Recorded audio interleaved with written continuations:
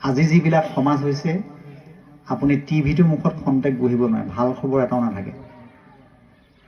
Drugs আসক্তি হৈছে আজি উঠি অহা যুৱক যুৱতী। কিন্তু আমাৰ শংকৰদেৱ সংঘ এটা সেৱা বাহিনী বুলি সংগঠন আছে, যিটোৰ জৰিয়তে নিচা আসক্তি এৰি এটা সৎ পথলৈ আহিছে। আৰু প্ৰত্যেকজন অভিভাৱকে আমাৰ গুৰুজনাৰ আদৰ্শ নীতিৰ মাজত কীৰ্তন দশম ঘোষা ৰত্নাৱলী আপুনি পঢ়ক, নিজে পঢ়ক, ল'ৰা ছোৱালীক পঢ়াওক, সাধুৰ সংগলৈ আনক। নহ'লে কিন্তু আপুনি আজি ল'ৰা ছোৱালীক শুধুৱাই ৰাখিব নোৱাৰে। বহুত বেয়া পৰিস্থিতিলৈ গৈ আছে। গতিকে সাধুৰ সংগ আমাৰ নিতান্তই প্ৰয়োজন, শংকৰ মাধৱৰ আদৰ্শ আমাৰ নিতান্তই প্ৰয়োজন। এই কথাখিনি প্ৰত্যেকে আমি ব্যৱহাৰিক জীৱনত পালন কৰিলেহে ভাগৱত শ্ৰৱণ কৰাৰ পৰা লাভ হ'ব। দশম ভাগী হৈছে ভাগৱতৰ 12টা স্কন্ধ, 335টা অধ্যায়, 18,000 শ্লোক, 5,96,000 শব্দ। দশম স্কন্ধত 90টা অধ্যায় আছে। বসুদেৱ দৈৱকী বিবাহৰ পৰা কুৰুক্ষেত্ৰ যুদ্ধলৈকে আছে 90টা অধ্যায়। এইটো দশম স্কন্ধতে চবতকৈ দীঘল। ভাগৱতৰ আধা দশমতে আছে। গতিকে দশমত শংকৰ গুৰুৱে ভগৱন্তৰ লীলাৰ পৰা একদম কুৰুক্ষেত্ৰ যুদ্ধলৈকে গোটেইখিনি নিজ হাতেৰে অংকন কৰি থৈ গৈছে। সেইকাৰণে কীৰ্তনৰ দশমৰ মূৰৰ মূৰ্তিৰ সমান বুলি কৈছে। গতিকে আমি শংকৰ মাধৱক বেলেগে বিচাৰিব নালাগে, কীৰ্তন দশম চালে তাৰ মাজতে আমি পাম। হে ৰাম অল্প কালে সাধে সিদ্ধি, কৃষ্ণৰ ভকতি, দুই দণ্ডে পাইলা গতি, শতাংগ নিপতি, দানৱ গণক যিনি নিপতি পূৰ্বত,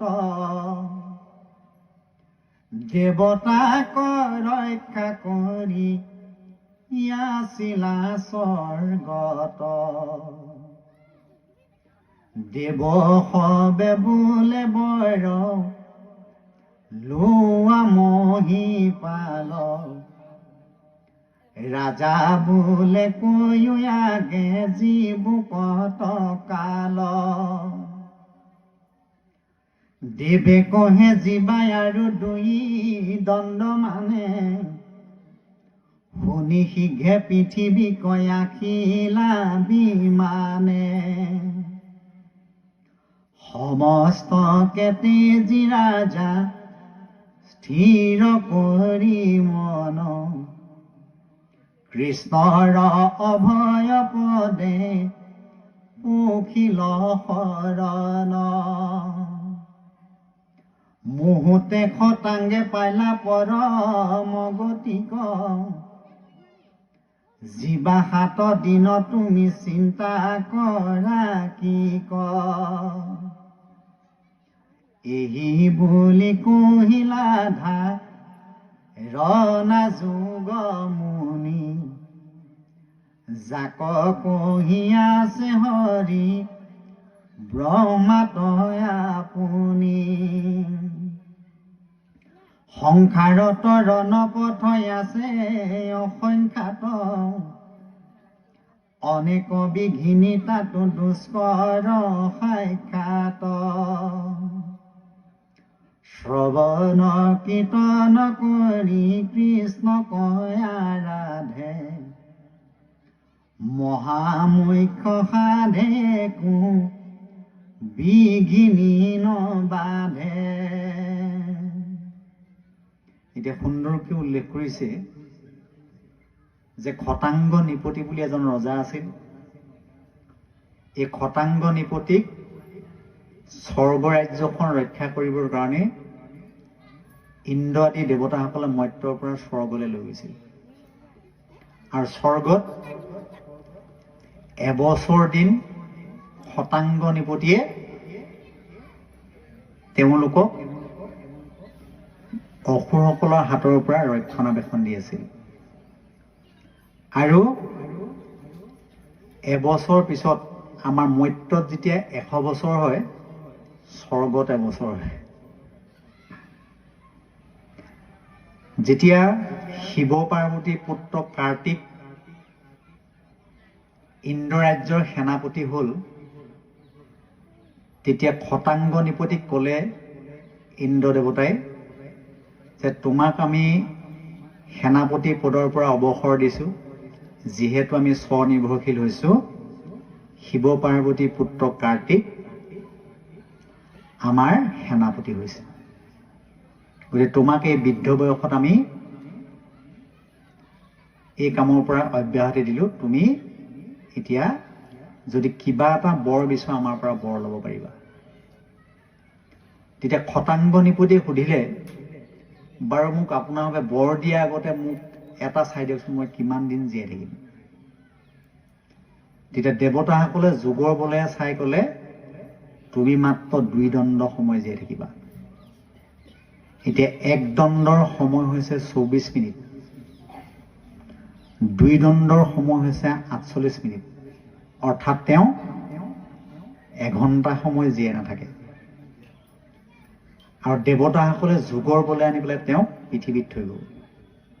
আৰু 2 দণ্ড সময় ভগৱন্তক ধ্যান কৰি এই খতাংগ নিপতিয়ে ভগৱন্তত লীন গ'ল। এতিয়া পৰীক্ষিত ৰজাক কি কৈছে যে তুমি কিমান দিন পাইছা? 7 দিন 7 ৰাতি পাইছা। গতিকে এই 7 দিন 7 ৰাতি তুমি তৰিবলৈ অনেক পথ আছে। এতিয়া পৰীক্ষিত ৰজা যেতিয়া সাপত পতিত হৈ গ'ল, 28,000 সহস্ৰ ঋষিমুনি আহি বিভিন্নজনে বিভিন্নটা মত দিছে। কোনোবাই যজ্ঞ কৰিবলৈ কৈছে, কোনোবাই তপ কৰিবলৈ কৈছে, কোনোবাই ব্ৰত কৰিবলৈ কৈছে, কোনোবাই তীৰ্থ কৰিবলৈ কৈছে। সেইখিনি কৰিব পাৰিব, কিন্তু 7 দিনৰ ভিতৰত নোৱাৰে। এতিয়া যজ্ঞ কৰিবলৈ যিডোখৰ স্থানত যজ্ঞ কৰিব, ৰজাই সোণৰ নাঙলে হাল বাব লাগিব, 12 বছৰ খেতি কৰিব লাগিব, ইবছৰতকৈ সিবছৰ সৰিয়হৰ উৎপাদনটো বাঢ়ি যাব লাগিব। সেইডোখৰ স্থানহে যজ্ঞ কৰাৰ উপযুক্ত স্থান হ'ব। এতিয়া সিমানখিনি সময় নাই। তীৰ্থলৈ যাব পাৰিব, তীৰ্থ কৰি হয়তো ঘূৰি আহি নাপাবও পাৰে। আৰু নানা ঋষি নানা মত, কোনো সঠিক সিদ্ধান্ত দিব নোৱাৰিলে শেষত শুকমুনি আহি পালে কি কৈছেহি? হি নালাগে যায় বাক ৰাজা, তুমি তপোবনে, গৃহে থাকি কৰা তুমি শ্ৰৱণ কীৰ্তন। গতিকে তুমি এইবিলাক চব নৎসাত কৰি তুমি 7 দিন 7 ৰাতি ভাগৱত শ্ৰৱণ কৰা। প্ৰথম স্কন্ধৰ পৰা দ্বাদশ স্কন্ধলৈকে ভাগৱত শ্ৰৱণ কৰিছে। আৰু দ্বাদশ স্কন্ধৰ শেষত তক্ষকে পৰীক্ষিতক দংশন কৰিছে। কৰাৰ লগে লগে তেওঁ শৰীৰটো ভস্ম হৈ গ'ল, আত্মাটো ভগৱন্তত লীন গ'ল। এতিয়া পৰীক্ষিত ৰজা যেনেকৈ 7 দিন, আমাৰ সকলোৰে 7 দিন। আমি 7 দিনৰ ভিতৰতে জন্মও হ'ব লাগিব, মৃত্যুও হ'ব লাগিব। গতিকে আমাৰ এটা দিনো যদি যাতে খালী নাযায়। মাধৱ পুৰুষে ঘোষাত লিখিছে, সেহিখে দুদিনৰ বুলিয়ে ভাই, মেঘাচন্ন নহয় দুদিন। সেইটো দিনো আমাৰ বেয়া দিন নহয়, যিটো দিন মেঘে গাজনিয়ে ঢেৰেকনিয়ে বতৰ চকুৱে মেলা নাই। কিন্তু আমাৰ কাৰণে দুদিন সেইটোহে, যিটো দিনত আমি গুৰু সেৱা কৰিব পৰা নাই, এজন ভকতক সেৱা কৰিব পৰা নাই, সেইটো দিনহে আমাৰ দুদিন বুলি কৈছে। এতিয়া আমাৰ হিচাপটো কেনেকৈ হ'ব? আমাৰ শৰীৰত 14 জন সাক্ষী আছে, 2 জন কেৰণী আছে, চিত্ৰ আৰু গুপ্ত। আমি প্ৰতিদিনৰ দিনলিপিত কি কি কৈছোঁ চিত্ৰই দেখাখিনি লিখিব, গুপ্ত যিখিনি আপুনি মনে মনে কৈছে কোনো দেখা নাই সেইখিনি লিখি যাব। আৰু যিদিনা আপোনাৰ এই শৰীৰৰ পৰা আত্মা ওলাই যাব যমৰজাৰ টেবুলত সেই ফাইলটো দি দিবগৈ। যমৰজা এফালৰ পৰা চাই যাব আৰু কিমান দিন ঈশ্বৰৰ সেৱা কৰিলে, কিমান দিন নাই কৰা, কিমান দিন বিধাত পঠিয়ালে, সেইবোৰ হিচাপ নিকাচ কৰি যদি আপুনি ভাল কাম কৰিছে ভাল জেগালৈ পঠিয়াব, যদি বেয়া কাম কৰিছে বেয়া জেগালৈ অকল পঠিয়াই দিব। গতিকে তোমাক মই ভাণ্ডো তুমি মোক ভাণ্ডা, 14 সাক্ষীক ভাণ্ডিবা কোনো উপায়। কোনেও কাকো ফাঁকি দিব নোৱাৰে। আমাৰ 14জন সাক্ষী শৰীৰতে আছেই। সেইকাৰণে শংকৰ গুৰুৱে চকুৰি ভকতক প্ৰতিজন ভকতক এটা এটা বগৰী দি পঠিয়াইছে। আৰু বগৰীটো কৈছে যে কোনেও নেদেখাকে খাব লাগিব, আৰু পিছদিনা মোক কোনে ক'ত ক'ত খালে ক'ব লাগিব। এতিয়া 24জন ভকতে 120জন ভকতে এটা এটা বগৰী লৈ গৈছে। কোনোবাই কৈছে মই বিচনাত তলত খালো, কোনো দেখা নাই। কোনোবাই কৈছে মই দৰ্জা চুকত সোমাই খাইছো, কোনো দেখা নাই। এনেকে বিভিন্নজনে বিভিন্ন ভাৱে কৈছে। কিন্তু ৰামৰামাটোৱে কি কৰিলে, বগৰীটো আনি পেলাই শংকৰ গুৰুক ঘূৰাই দিলে। কৈছে মই খাবলৈ জেগাই নাপালো, মই ক'ত লুকুৱাই খাম, মোৰ শৰীৰত দেখোন 14জন সাক্ষী 2জন কেনি আছেই। তেতিয়া মাধৱ পুৰুষে ঘোষাত লিখি দিছে, তোমাক মই ভাণ্ডো তুমি মোক ভাণ্ডা, 14 সাক্ষীক ভাণ্ডিবা কোনো উপায়। গতিকে আমি কোনেও কাকো ফাঁকি দিব নোৱাৰো। ফাঁকিটো কাক দিয়ে? নিজকে দিয়ে, আনক দিব নোৱাৰে। বাৰু কৃষ্ণ।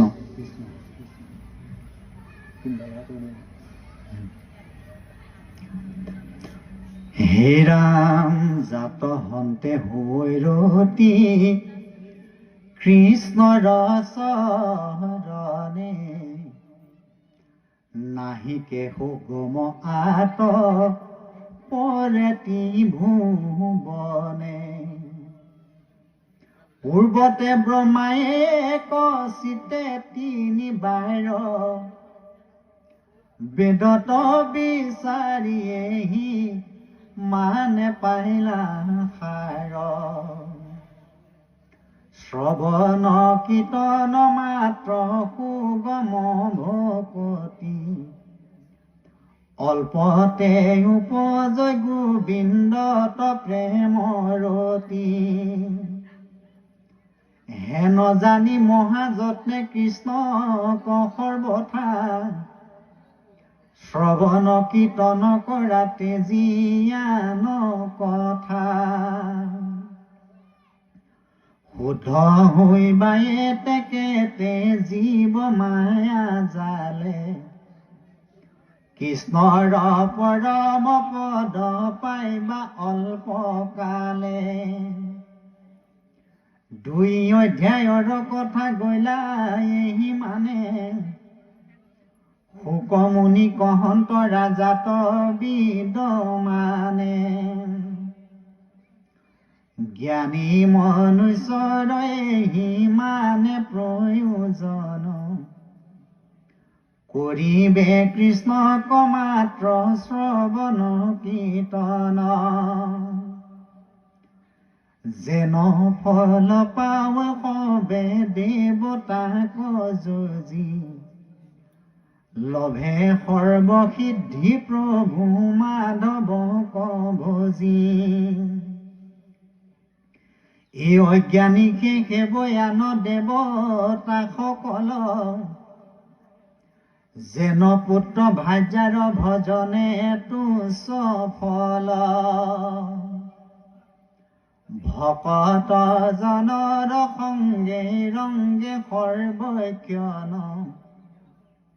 কৃষ্ণক আৰাধি কৰে শ্ৰৱণ কীৰ্তন। এহি মানে পুৰুষাৰ্থ পুৰুষৰ,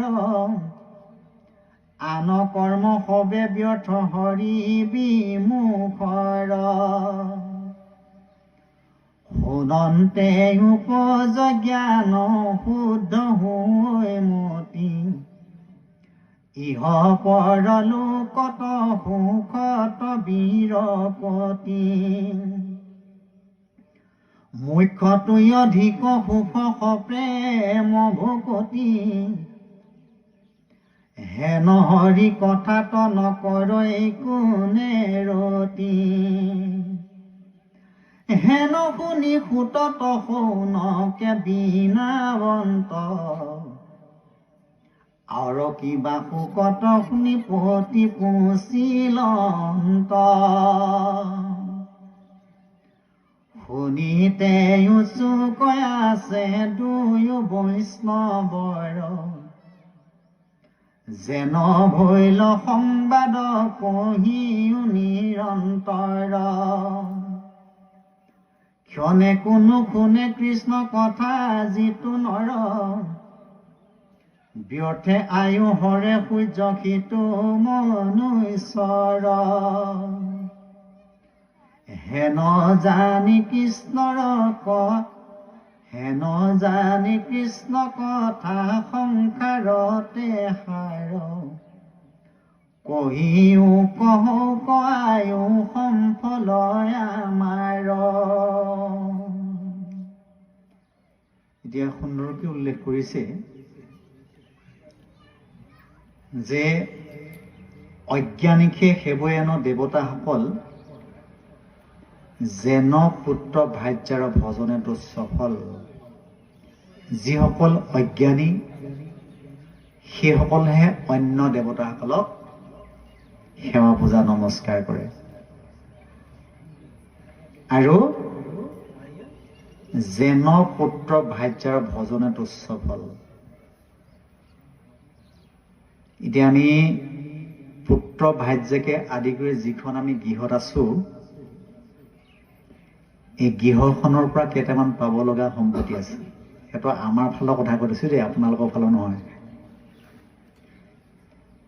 যে কলিযুগটো কেনেকুৱা হ'ব এই বিষয়ে যুধিষ্ঠিৰৰ আগত ভীষ্মই কৈছিল ভীষ্ম যেতিয়া সৰহজ্যাত পৰি আছিল আৰু সৰহজ্যাত পৰি থাকোঁতে যুধিষ্ঠিৰে ইষ্ট মিত্ৰ ককাই ভাই ইষ্ট কুটুম যিখিনিক বধিলে বধাৰ পাছত তেওঁ যদিও ৰজা হ'ল তেওঁ মনটো পতিয়ন যাব পৰা নাই তেতিয়া কৃষ্ণই ভীষ্মৰ ওচৰলৈ লৈ গৈছে যুধিষ্ঠিৰক আৰু যুধিষ্ঠিৰৰ হতুৱাই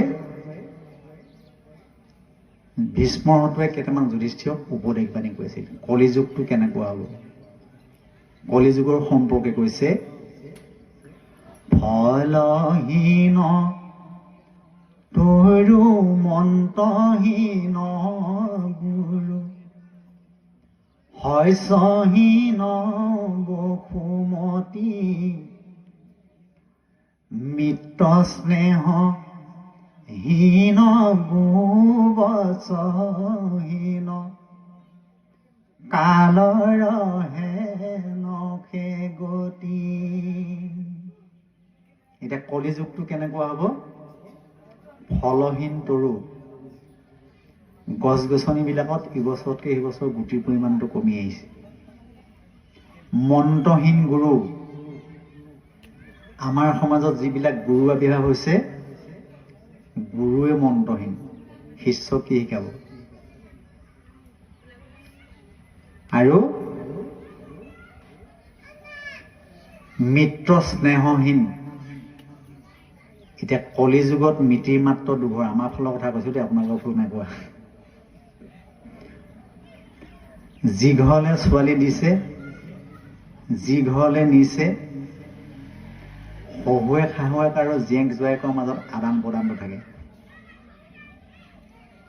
বাকী যিবিলাক মোমাই ভাগিন পেহী মাহী যিমানবিলাক জেঠা ইষ্ট কুটুম্ব আছে এইবিলাক কাৰো ঘৰত যাবলৈ সময় নাই কেতিয়া যায় গম পাইছেনে যদি কোনোবা এজন বিউ হৈছে খবৰ দিলেহি এপাক নগলে বেয়া হ'বলৈ অকণমান গৈ থিয় হয় তাৰ বাহিৰে যাবলৈ সময় নাই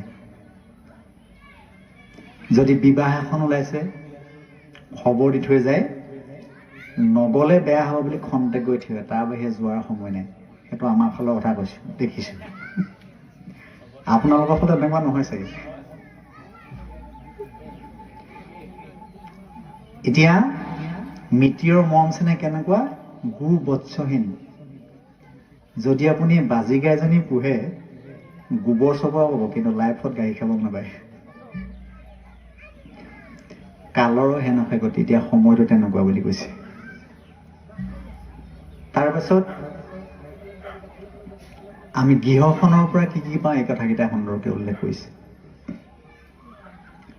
এই সব সম কলে বৰ পুত্ৰ ভাই আদি কৰি, কেৱলে দুখৰ বহু ভাৰ, শোকমোহ মহাভয় হানি অপমান ছয়, দিনে ৰাতি নুগুচে অপাৰ। সবসম কলেবৰ সকলোৰে কাৰণে সমান, পুত্ৰ ভাৰ্যা আদি কৰি কেৱলে দুখৰ বহুভাৰ। পুত্ৰ ভাৰ্যাকে আদি কৰি আমি যিখন ভাৰ বৈ আছো, এই ভাৰখন সম্পূৰ্ণ দুখৰ বুলি কৈছে। আৰু ইয়াৰ পৰা পাব লগা সম্পত্তিকেইটা শোক, মোহ, মহাভয়, হানি আৰু অপমান, দিনে ৰাতি নুগুচেও পাৰে। এইকেইটা আমাৰ কলি যুগত গৃহখনৰ পৰা পাব লগা সম্পত্তি। যদি ইয়াতকে আমি ভাল সম্পত্তি পাব বিচাৰো, তেতিয়া আমি শাস্ত্ৰৰ আশ্ৰয় ল'ব লাগিব। কোনটো আশ্ৰয়? এই শুনিও সৰ্জন শাস্ত্ৰ সাৰ, সকল সম্প্ৰতি জানা তাৰ, হৰি ভক্তি ৰখে সন্তোষ মন যাহাৰ, চৰ্মৰ নিমিত্তে পানজুৰি চৰণ ঢাকিলে, যিটো জন যেন হবে ভূমি শৰ্মাবৃত ভৈলা তাৰ। এতিয়া শাস্ত্ৰই আমাক কোনটো সম্পত্তি ল'বলৈ কৈছে? শুনিও সৰ্জন শাস্ত্ৰৰ সাৰ। আমাৰ যিবিলাক শাস্ত্ৰৰ সাৰমৰ্ম সেইবিলাক ল'বলৈ কৈছে। এতিয়া কলি যুগত ভকত 3 প্ৰকাৰ, দাপৰ যুগলৈকে 4 প্ৰকাৰ আছিলে। মই প্ৰকাৰকেইটা কৈ থৈ যাম। এতিয়া দাপৰ যুগত আছিল জ্ঞানী ভকত, জিজ্ঞাসু ভকত, অৰ্থাৰ্থী ভকত আৰু আৰ্ত ভকত। এতিয়া কলি যুগত সাৰ খোৱা, ধাৰ খোৱা, মাৰ খোৱা। সাৰ খোৱা হৈছে ইয়াত যিকেইটা কথা শুনিব, এইকেইটা শুহি গিলি লৈ যাব, আনক ক'ব। সেইটো কো উপকাৰ আছে, সাৰ খোৱা বুলি কয়। আৰু ধাৰ খোৱাবিলাক কি হয়? ইয়াতে শুনিলে ইয়াতে আহিলে, ঘৰ নাপায়গৈ। আৰু মাৰ খোৱা কোনবিলাক কয়? নিজেতো নুশুনে, আনকো শুনাৰ সুবিধা নিদিয়ে, কথা পাতৰ গতিকে। গতিকে আমি শাস্ত্ৰৰ সাৰখিনি কিমান লৈছোঁ, হিংসা ঈৰ্ষা কিমান এৰিব পাৰিছোঁ, সেইটো প্ৰত্যেকে নিজেহে অনুভৱ কৰিব পাৰিব।